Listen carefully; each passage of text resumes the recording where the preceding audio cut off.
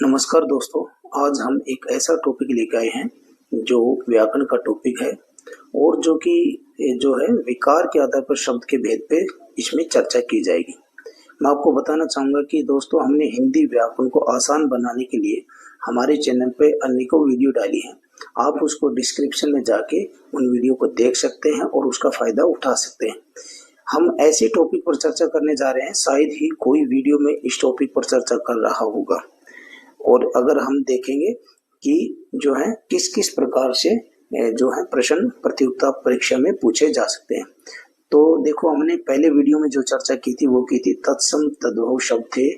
तो वो जो थे वो हिंदी भाषा में आए थे किसके आधार पर? उत्पत्ति के आधार पर या उद्गम स्थान के आधार पर उनकी हमने चर्चा की थी।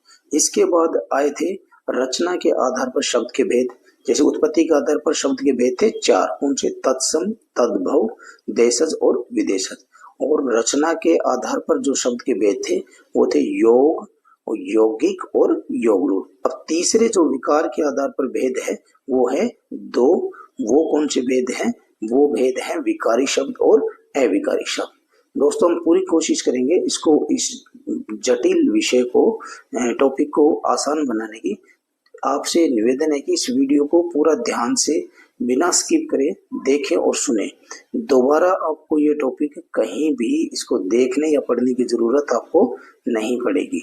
देखिए कि शब्द के जो भेद विकार के आधार पर, विकार मतलब एक तरीके से किसी चीज में परिवर्तन होना, यानी वो प्रभावित होना, जैसे उसमें विकार आ जाना। तो विकारी शब्द कौन कौन से होते हैं?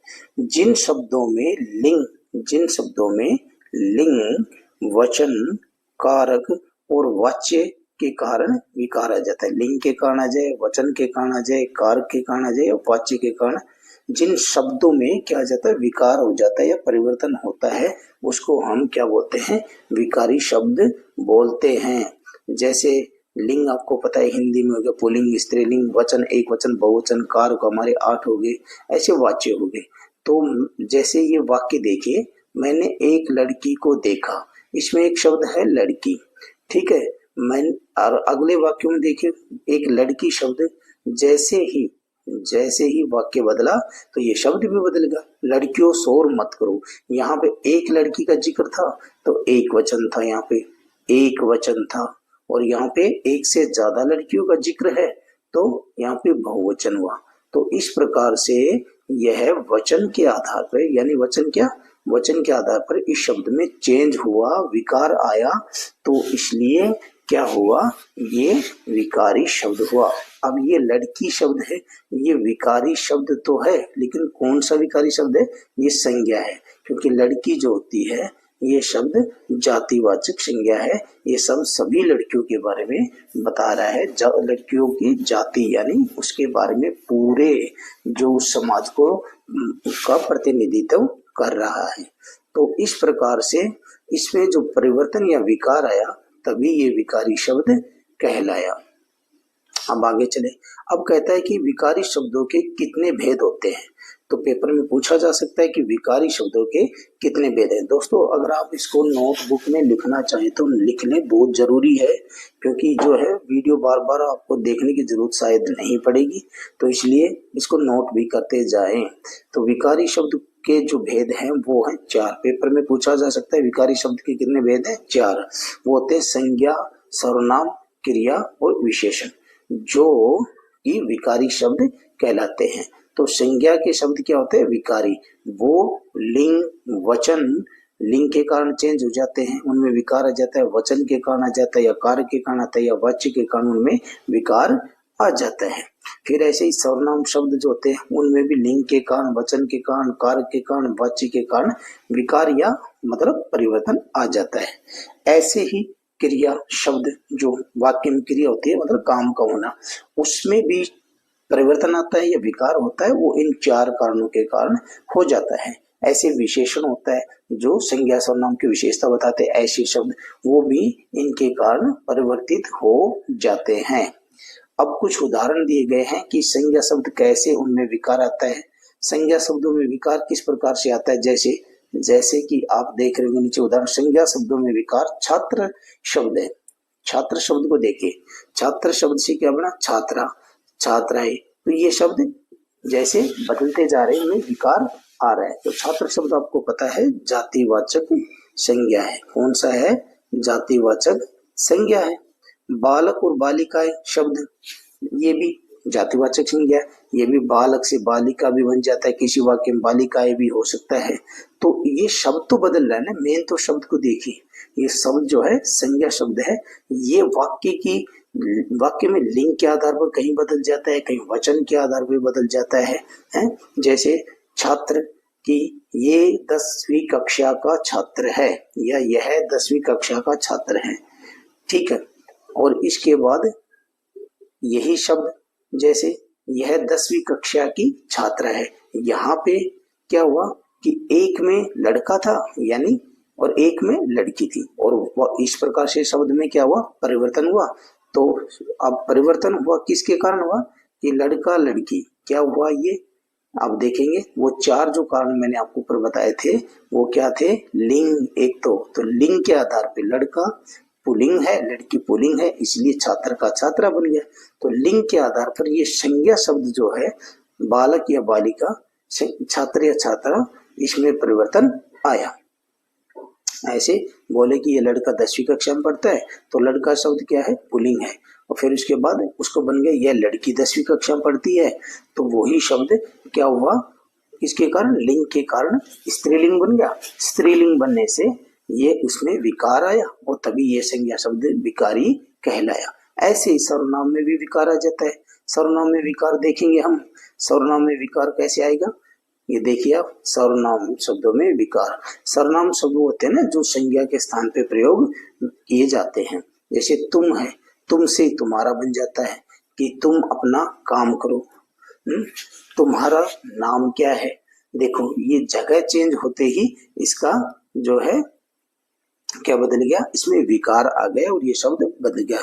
तुम्हें क्या चाहिए, तो यहाँ पे देखो तुम मान लो किसी एक व्यक्ति के लिए प्रयोग हुआ तो तुम हो गए, तुम क्या चाहते हो, और तुम्हें क्या चाहिए। अब देखो ये क्या हुआ, वचन के आधार पर परिवर्तन हुआ। तुम एक था तो एक वचन के आधार पर तुम का प्रयोग हुआ। तुम्हें क्या चाहिए मतलब सभी को बोल रहे तो समस्त लोगों को, तो ये हुआ बहुवचन। तो तुम्हें क्या चाहिए, तो तुमसे तुम्हें बन गया, ठीक है।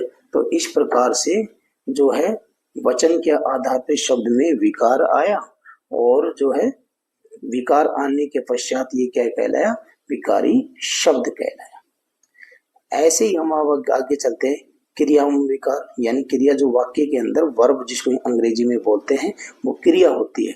अब वाक्य में जो काम का होना होता है वो क्रिया होती है। जैसे आया, वह आया, वह आया, ठीक है, ये हो गया भूतकाल में, ये भी भूतकाल में। अब ये भविष्य में हो गया, वह आएगा है, ये भविष्य में हो गया। तो ये किस, इसमें भी चेंज हो गया, वह आएंगे, वह आएगा, वह आएंगे। अब आएंगे एक आएगा या ज्यादा आएंगे, तो वचन के आधार पे ये शब्द चेंज हो गया, इसमें विकार आ गया। इस प्रकार से जो है इन 4 चीजों का जो कारण बताया था उस आधार पे जो है लिंग वचन जो है उनके आधार पे जो शब्द में परिवर्तन होता है, लिंग वचन कारक के कारण या वाच्य के कारण जो शब्द में परिवर्तन होता है या विकार आता है, उसी को हम विकारी शब्द कहते हैं। तो विकारी शब्द कौन कौन से हैं, संज्ञा, सर्वनाम, क्रिया और विशेषण। विशेषण यानी जो संज्ञा सर्वनाम की विशेषता बताएं। अब विशेषण देखिए जरा, कौन कौन से विशेषण विकारी, मोटा, मोटी, मोटे, जैसे यह मोटा लड़का है, यह मोटी लड़की है। तो इस प्रकार से क्या हुआ कि ये लिंग के आधार पे इनमें परिवर्तन हुआ, तो लिंग के आधार पे परिवर्तन हुआ तो ये विकारी शब्द हुआ, ये देखिए, ठीक है। ऐसे छोटा, छोटी, ये शब्द भी किस आधार पे बदले या इनमें विकार आया, लिंग के आधार पे आ गया, ठीक है। तो इस प्रकार से जो है इनमें जो परिवर्तन आया यही विकारी शब्द कहलाएंगे। अविकारी शब्द, अविकारी शब्द वो होते हैं जो शब्द, इनको अव्यय भी बोलते हैं, अविकारी शब्दों को अव्यय भी बोलते हैं, जिन शब्दों में लिंग वचन और जो है कारक, काल, काल की वजह से भी, ठीक है, कारक की वजह से भी, वाच्य की वजह से भी, वचन की वजह से भी, लिंग की वजह से भी, इन इन कारणों की वजह से भी कोई विकार नहीं आता, यानी शब्द किसी प्रकार से भी बदलता नहीं है, उसमें कोई चेंज नहीं आता है, तो उसको हम बोलते हैं अविकारी शब्द। उसको क्या बोलते हैं? अविकारी शब्द। इसमें फिर से बता देता हूं, लिंग वचन के कारण परिवर्तन हो, कारक के कारण परिवर्तन हो, काल के कारण हो, वाच्य कारण, तो विकारी शब्द होता है। लेकिन अगर इनके कारण कोई परिवर्तन शब्द में नहीं आता तो उसको हम अविकारी शब्द कहते हैं। हमारे इनके जो भेद हैं, इसमें पहला आता है, इसके भी 4 भेद है, जैसे विकारी शब्द के 4 भेद थे वैसे ही इनके भी 4 भेद हैं। अविकारी शब्दों के भी 4 भेद है। क्रिया विशेषण, क्रिया विशेषण पहला भेद आता है हमारा, क्रिया विशेषण। क्रिया विशेषण क्या होता है? जो क्रिया की विशेषता बताए कि क्रिया यानी काम कैसे हो रहा है, धीरे हो रहा है या जल्दी हो रहा है, कैसे हो रहा है। देखिए जरा, काल, कल, सॉरी काल नहीं है, कल है, कल, परसों, अभी, कभी, जब, कब, तब, ये कालवाचक क्रिया विशेषण है, यानी ये समय को प्रदर्शित कर रहे हैं। काल मतलब समय को, या काम धीरे हो रहा है या तेज हो रहा है या ध्यान से, फटाफट, ये जो है ये रीतिवाचक क्रिया विशेषण है। ठीक है, तो क्रिया विशेषण के भी ये प्रकार हो रहे हैं, कालवाचक या रीतिवाचक। तो क्रिया विशेषण जो क्रिया की विशेषता बताए कि क्रिया कैसे हो रही है, तो ये वाले थे, ये कालवाचक क्रिया विशेषण है, यानी कल, परसों, यानी समय को बताते हैं कि काम किस समय हो रहा है, अभी हो रहा है या कब हो रहा है या जब हो रहा है या तब हो रहा है, ये हो गया हमारा कालवाचक क्रिया विशेषण। ऐसे ही क्रिया विशेषण के जो है ये भी क्रिया विशेषण है, धीरे, तेज, ध्यान से, फटाफट, रीतिवाचक, ये कौन कौन से हैं? ये रीतिवाचक क्रिया विशेषण है। ये क्रिया विशेषण के प्रकार हो रहे हैं, कालवाचक, रीतिवाचक, यानी पूरा जो क्रिया विशेषण है वो अविकारी शब्द में आता है, वो अविकारी शब्द में आता है। आगे चले, दूसरा जो अविकारी शब्द में, इसी में आगे क्रिया विशेषण के अंदर ही और भी है क्रिया विशेषण में, जैसे यहाँ, वहां, ऊपर, नीचे, सामने, पास, ये भी क्रिया विशेषण है। और क्रिया विशेषण का कौन सा है? स्थानवाचक क्रिया विशेषण है, जो स्थान के बारे में बता रहे। ऐसे परिमाण, परिमाण मतलब मात्रा, मात्रावाचक क्रिया विशेषण भी होते हैं, जैसे बहुत, थोड़ा, अधिक, कम, अत्यंत, इनको परिमाण यानी मात्रावाचक क्रिया विशेषण भी कहते हैं। तो यानी जो सारे क्रिया विशेषण हैं, जो ये जितने भी कालवाचक, रीतिवाचक, रीति होता है किसी काम को करने का तरीका, किसी काम को करने का तरीका, रीतिवाचक क्रिया विशेषण का मतलब यह है किसी काम को करने का तरीका, कि काम धीरे हो रहे हैं या तेज हो रहे हैं या ध्यान से हो रहे हैं या फटाफट हो रहा है, तो ये सारी क्रिया विशेषण है। ठीक है, ये सारे क्रिया विशेषण किस में आते हैं? अविकारी शब्द में आते हैं।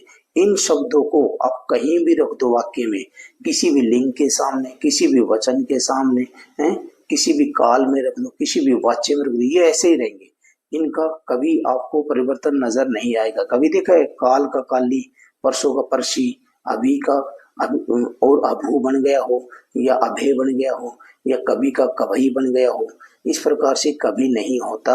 तो इस प्रकार की ये शब्द हमेशा कहीं भी प्रयोग कर दो, ज्यों के तो रहेंगे, इनमें कोई चेंज या परिवर्तन नहीं होगा, कोई विकार नहीं आएगा, इसलिए इनको क्या बोलते हैं? क्रिया विशेषण बोलते हैं। ये क्रिया विशेषण शब्द हैं, इनको अविकारी शब्द बोलते हैं। अब अविकारी शब्द मतलब इनको अव्यय भी बोलते हैं, और अव्यय का मतलब क्या होता है?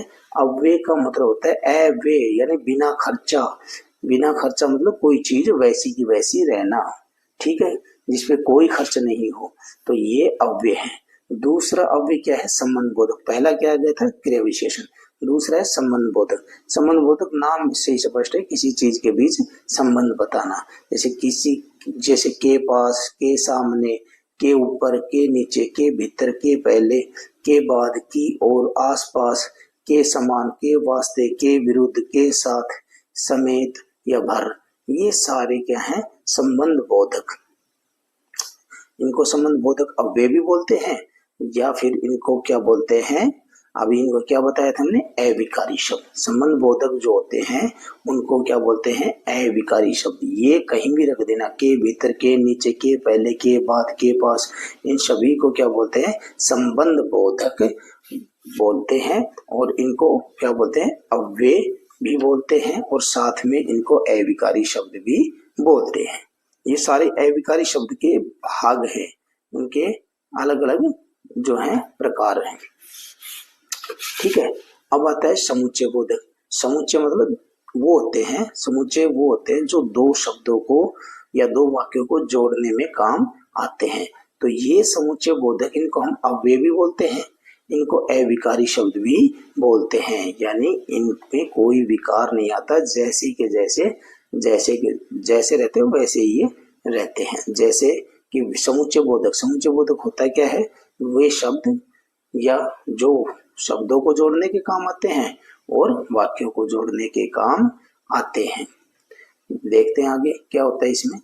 आगे जैसे कि इसमें बताया समुच्चय बोधक के अंदर आपको हमने अभी ये शब्द कौन कौन से हैं, जैसे और, लेकिन, जैसे शब्दों को जोड़े, मैं और तुम वहां जाएंगे तो और आ गया, शब्द को जोड़ा।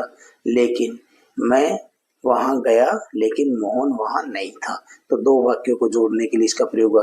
ऐसे किंतु, परंतु, इसलिए, इस कारण, अतः, क्योंकि, ताकि, चाहे, यदि, कि, ये सभी समुच्चय बोधक अव्यय हैं और ये सब किस में आते हैं? अविकारी शब्द में आते हैं। यानी ये सब अविकारी शब्द होते हैं, कहीं भी रख दो इनको, इनमें कोई परिवर्तन नहीं आएगा। ऐसे विस्मयादि बोधक शब्द जो होते हैं, जो हमें दुख, आश्चर्य, क्रोध आदि का भाव प्रकट करने में काम आते हैं, ओ, वाह, काश, हे, हाय, ये शब्द क्या है? विस्मयादि बोधक शब्द है। और इन विस्मयादि बोधक शब्दों को क्या बोलते हैं? विस्मयादि बोधक अव्यय भी बोलते हैं, या इनको विस्मयादि बोधक शब्दों को अविकारी शब्द भी कहते हैं। तो अविकारी शब्द के क्या हुए? चार क्या हुए? प्रकार हो गए। अविकारी शब्दों के चार प्रकार होते हैं। पहला क्रिया विशेषण, ठीक है, और इसके बाद संबंध बोधक अविकारी शब्द, समुच्चय बोधक अविकारी शब्द, विस्मयादि बोधक अविकारी शब्द। इसके बाद आता है कि निपात शब्द कौन से होते हैं। ये पेपर में कई बार पूछ लिया जाता है कि जैसे कि पेपर में दे देगा है कि ये दे देगा, भी दे दिया या तो दे दिया, तक दे दिया, ही दे दिया या केवल दे दिया, मात्र दे दिया, जी दे दिया, न दे दिया, क्या दे दिया, काश दे दिया। ठीक है, तो इन शब्दों को दे करके वो आपसे पूछेगा कि ये किस प्रकार के शब्द है, संबंध बोधक है या क्या है, समुच्चय बोधक है या क्या है। तो ये निपात शब्द है। निपात शब्द क्या मतलब हुआ? निपात मतलब होता है ये वाक्य में किसी बात पर बल देने के लिए प्रयोग किए जाते हैं, जोर देने के लिए किसी बात पर वाक्य में इनका प्रयोग किया जाता है। जैसे कि भी को एक बार हम वाक्य में प्रयोग करते हैं, मैं भी वहां गया था, यानी इसमें वाक्य में इसने भी देते ही जोर दिया कि भाई मैं भी वहां गया था। ठीक है, और ये क्या है? क्या तो प्रश्नवाचक में भी आता है, लेकिन ये क्या जोर देने के लिए मैंने जो है कहा ना कि भाई ये कि क्या शब्द है, ये वाक्य में जोर देने के काम आता है, वहां तो ये होता है निपात। और जब ये प्रश्न पूछने की तरह क्या का प्रयोग किया जाता है तब ये होता है प्रश्नवाचक में, प्रश्नवाचक होता है। ठीक है, प्रश्नवाचक शब्द कहलाता है। ठीक है, तो ये बात ध्यान रखें। का शब्द है, का शब्द का भी प्रयोग किसमें किया जाता है? इसके अंदर किया जाता है निपात में, जब बात पे जोर देना हो तब।